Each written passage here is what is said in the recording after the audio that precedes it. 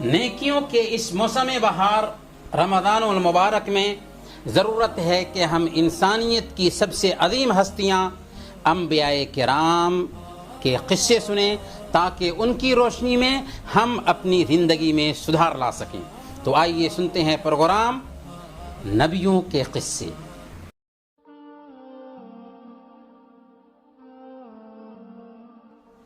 بسم اللہ والصلاة والسلام علی رسول اللہ وبعد۔ محترم ناظرین، السلام علیکم ورحمۃ اللہ وبرکاتہ۔ پروگرام نبیوں کے قصے میں آپ سب کا استقبال ہے۔ پچھلے ایپیسوڈ میں ہم نے بیان کیا تھا کہ حضرت ابراہیم علیہ السلام کو پہلی بیوی حضرت سارہ علیہ السلام سے اولاد نہ ہو رہی تھی، تب انہوں نے حضرت سارہ علیہ السلام کے مشورہ سے ہاجرہ علیہ السلام سے شادی کر لی۔ چنانچہ اللہ تعالیٰ نے حضرت ہاجرہ علیہ السلام کے بطن سے انہیں اسماعیل علیہ السلام جیسے ہونہار فرزند اللہ پاک نے عطا فرمایا، اور پھر آپ نے حضرت اسماعیل علیہ السلام کی زندگی کا دلچسپ اور سبق آموز قصہ بھی سن لیا۔ حضرت ابراہیم علیہ السلام کے دوسرے بیٹے حضرت اسحاق علیہ السلام ہیں، جو حضرت سارہ علیہ السلام کے بطن سے پیدا ہوئے۔ ان کی پیدائش کا کیا قصہ ہے، آئیے اسے سنتے ہیں۔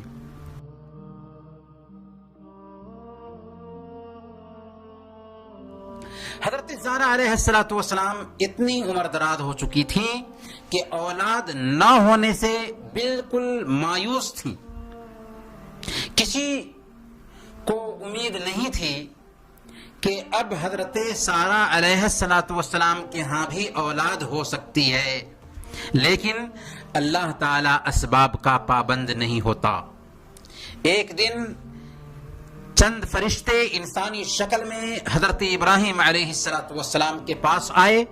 ابراہیم علیہ السلام نے سمجھا کہ یہ کوئی مہمان ہے، چنانچہ فوراً گھر گئے، ایک بچھڑا ذبح کیا، اسے بھونا اور لا کر ان کی خدمت میں پیش کیا۔ مہمان چونکہ فرشتے تھے، بھلا وہ کھانا کھاتے تو کیسے، اس لیے انہوں نے کھانے کی طرف ہاتھ نہیں بڑھایا۔ اب ابراہیم علیہ السلام کی گھبراہٹ تیز ہونے لگی۔ تب فرشتوں نے راز کھولا، حقیقت بتائی کہ بات یہ ہے کہ ہم فرشتے ہیں اور آپ کے پاس اس لیے آئے ہیں تاکہ آپ کو ایک بیٹے کی خوشخبری سنائیں۔ شوہر بھی پریشان اور ادھر بیوی بھی پریشان کہ مایوسی کی عمر میں بچے پیدا ہوں، ایسا کیسے ہوگا؟ تب فرشتوں نے اطمینان دلایا کہ یہی اللہ کا فیصلہ ہے۔ چنانچہ واقعی حضرت سارہ علیہ السلام امید سے ہوئیں اور آپ کے گھر میں حضرت اسحاق علیہ السلام کی پیدائش ہوئی۔ اس طرح حضرت اسحاق علیہ السلام پلے بڑھے یہاں تک کہ نبی بنائے گئے۔ اللہ تعالیٰ نے سورہ الصافات آیت نمبر 112 میں بیان فرمایا، وَبَشَّرْنَاهُ بِإِسْحَاقَ نَبِيًّا مِّنَ الصَّالِحِينَ، ہم نے انہیں اسحاق کی بشارت دی جو نبی اور نیکوکار ہوں گے۔ چنانچہ حضرت ابراہیم علیہ السلام نے اپنی وفات سے پہلے حضرت اسحاق علیہ السلام کو قبیلے شام کی طرف اور حضرت اسماعیل علیہ السلام کو قبیلہ جرہم کی طرف اور لوط علیہ السلام کو شہر صدوم کی بستیوں کی طرف بھیج دیا تھا۔ پھر حضرت اسحاق علیہ السلام فلسطین میں ہی وفات پا گئے اور ابراہیم علیہ السلام کی قبر کے پاس ہی دفن کیے گئے۔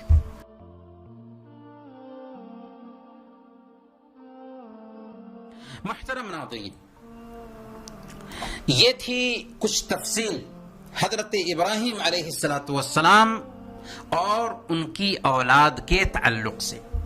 اب آئیے ہم دیکھتے ہیں کہ اس گھرانے کی زندگی سے ہمیں کیا سبق ملتا ہے، کیا پیغام ملتا ہے؟ ابراہیم علیہ السلام کی زندگی سے سب سے پہلا پیغام اور سبق یہ ملتا ہے کہ اسلام وراثتی مذہب نہیں۔ وراثت میں زمین اور جائیداد مل سکتی ہے، لیکن اسلام نہیں ملتا، بلکہ اسے اپنی محنت سے حاصل کیا جاتا ہے۔ Islam is by choice not by chance. اسلام اختیار کرنے کا نام ہے، ایک آدمی چانس سے مسلمان نہیں ہوتا۔ ابراہیم علیہ السلام کفر و شرک کے ماحول میں پیدا ہوئے، پھر اپنی محنت سے دین حق کو اختیار کیا، یہاں تک کہ موحدین کے پیشوا اور امام بنے۔ اسلام میں معیار عمل ہے، نہ کہ خاندان اور حسب و نسب، چاہے عمل کرنے والا کوئی بھی ہو۔ من بطأ به عمله لم يسرع به نسبه، جس کا عمل اسے پیچھے کر دے اس کا حسب و نسب اسے آگے نہیں کر سکتا۔ ابراہیم علیہ السلام کی زندگی سے دوسرا سبق ہمیں یہ ملتا ہے کہ سماج کی برائیوں سے سمجھوتا کرنا ایک مسلمان کی شان کے خلاف ہے۔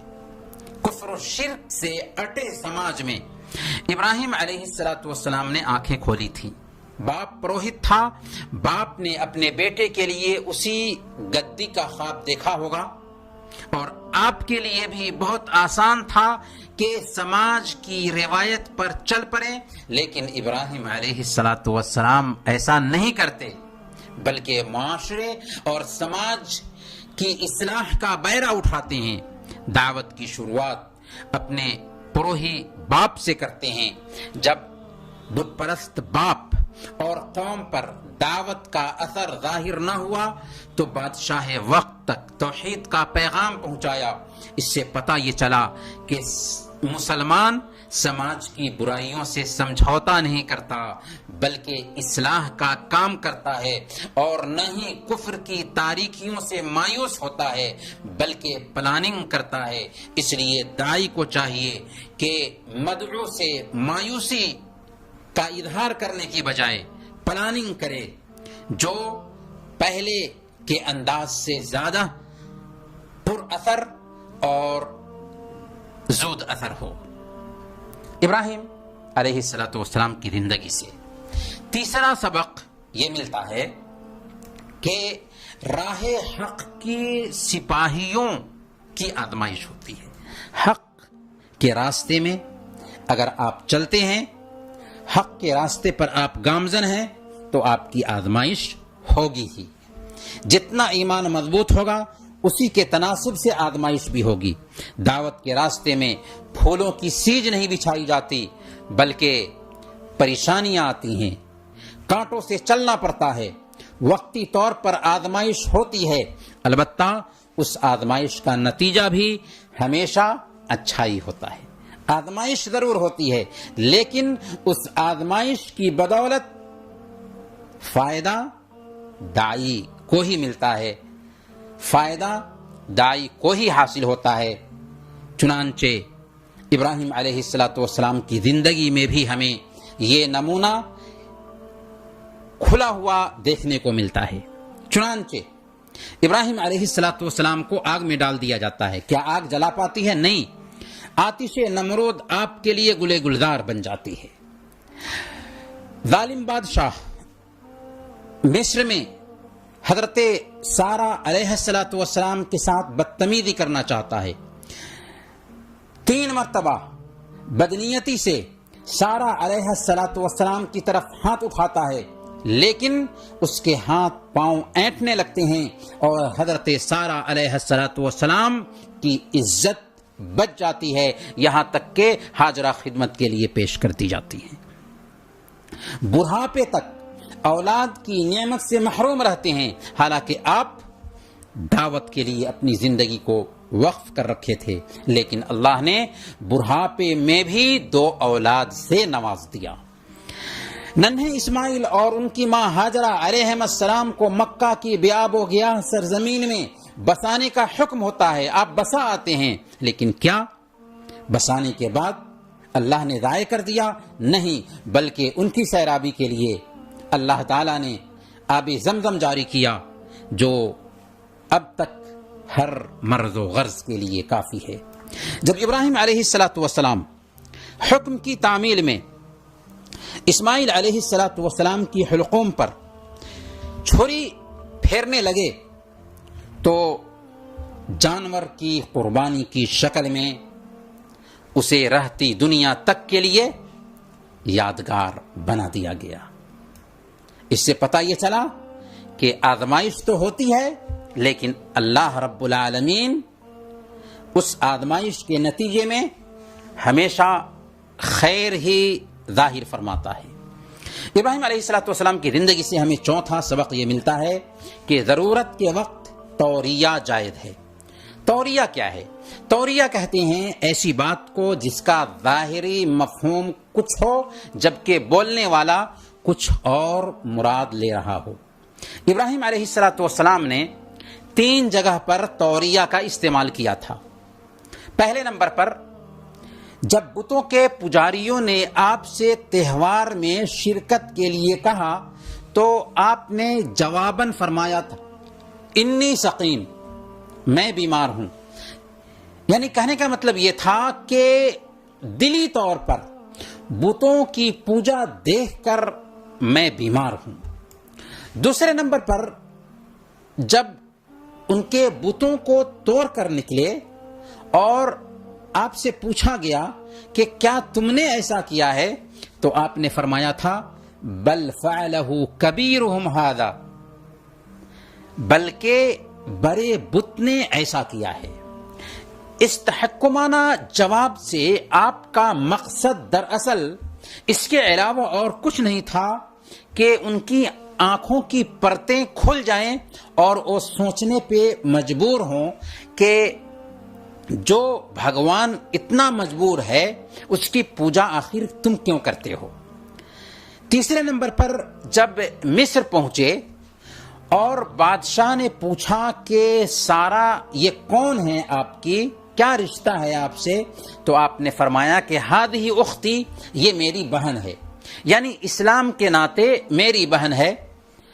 تو بچاؤ کے اختیار سے ابراہیم علیہ السلام نے کہا کہ یہ میری بہن ہے، اور ظاہر سی بات ہے کہ اسلام کے ناطے وہ آپ کی بہن تھی بھی۔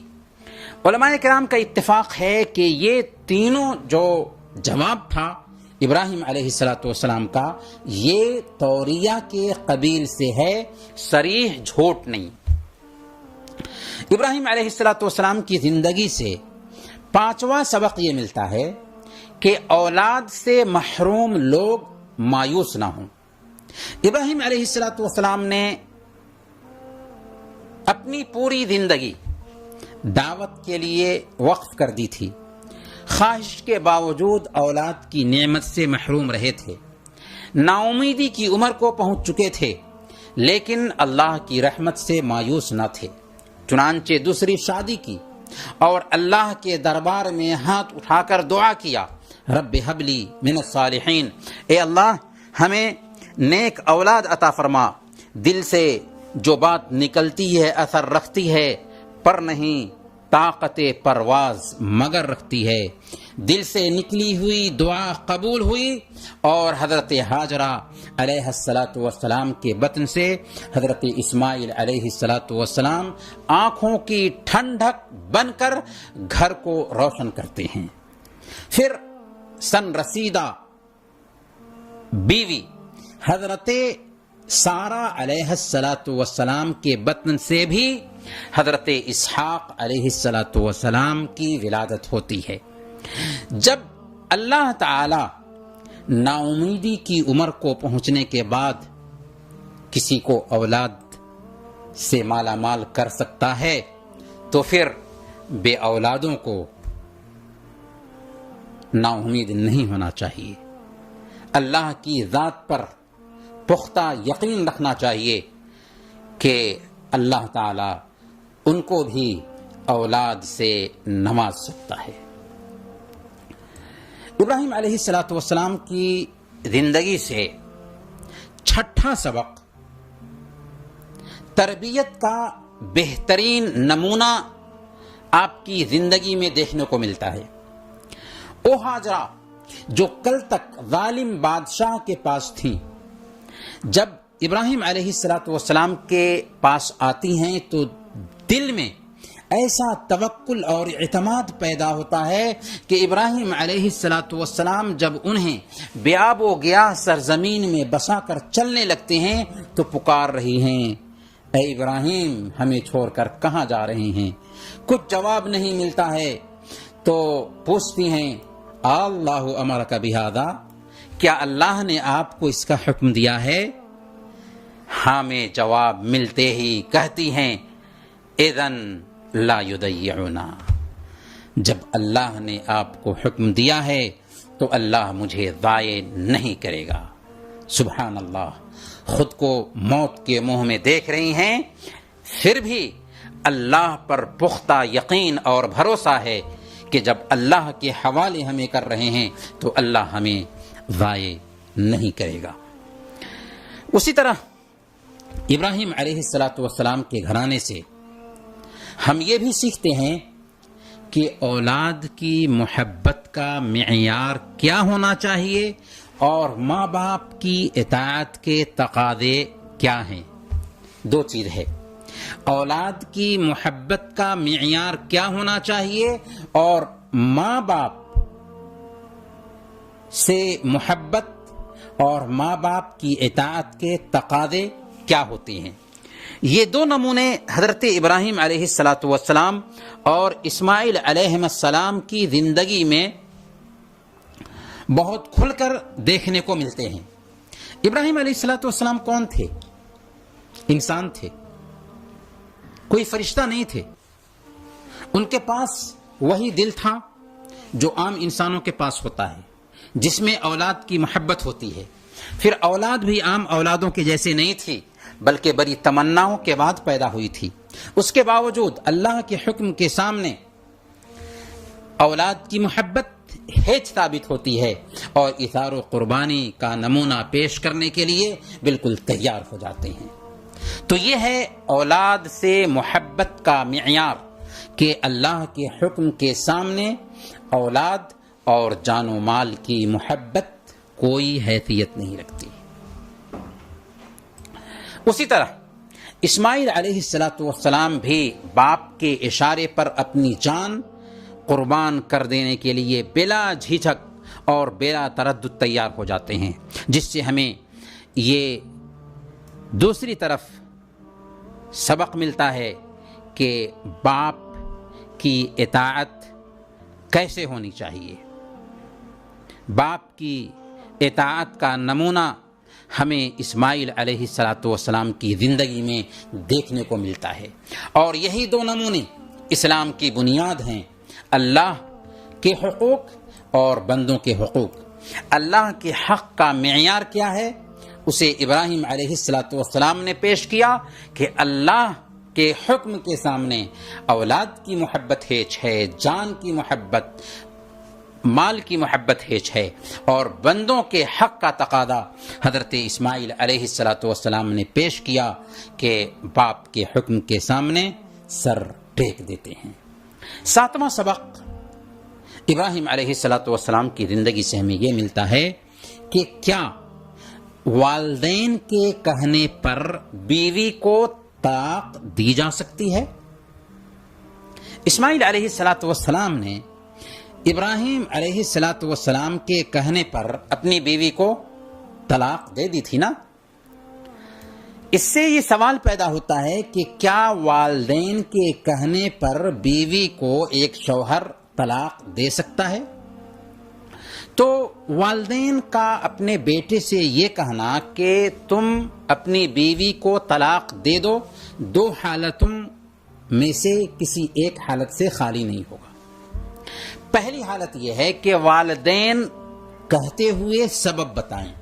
مثال کے طور پر یہ کہیں کہ میں نے تیری بیوی کو کسی غیر سے عشق و محبت کی باتیں کرتے ہوئے دیکھا ہے، بشرطے کہ والدین سنجیدہ ہوں، ان کی طبیعت میں نرمی ہو اور وہ نیک بھی ہوں، تو ایسی صورت میں والدین کی بات مانتے ہوئے اپنی بیوی کو وہ طلاق دے سکتا ہے۔ دوسری شکل یہ ہے کہ والدین بہو اور بیٹے کی آپسی محبت سے غیرت کھا کر طلاق دینے کا حکم دیں، اور عام طور پر ہمارے سماج میں ایسے ہی مسائل پیدا ہوتے ہیں، تو ایسی صورت میں کسی صورت میں بیٹے کے لیے جائز نہیں ہوگا کہ ماں کی بات سن کر کے یا باپ کی بات سن کر کے اپنی بیوی کو طلاق دے۔ محترم ناظرین، یہ تھا ابراہیم علیہ السلام کے گھرانے کی قربانیوں کا ایک ہلکا سا قصہ، جسے بیان کرنے کا مقصد اس کے علاوہ اور کچھ نہیں کہ ہم ان قصوں کو اپنی زندگی میں برتنے کی کوشش کریں اور ان قصوں کے مطابق اپنے آپ کو ڈھالنے کی کوشش کریں۔ اللہ تعالی ہم سب کو اس پر عمل کرنے کی توفیق عطا فرمائے۔ وصلی اللہ علی نبینا محمد وعلی آلہ وصحبہ اجمعین۔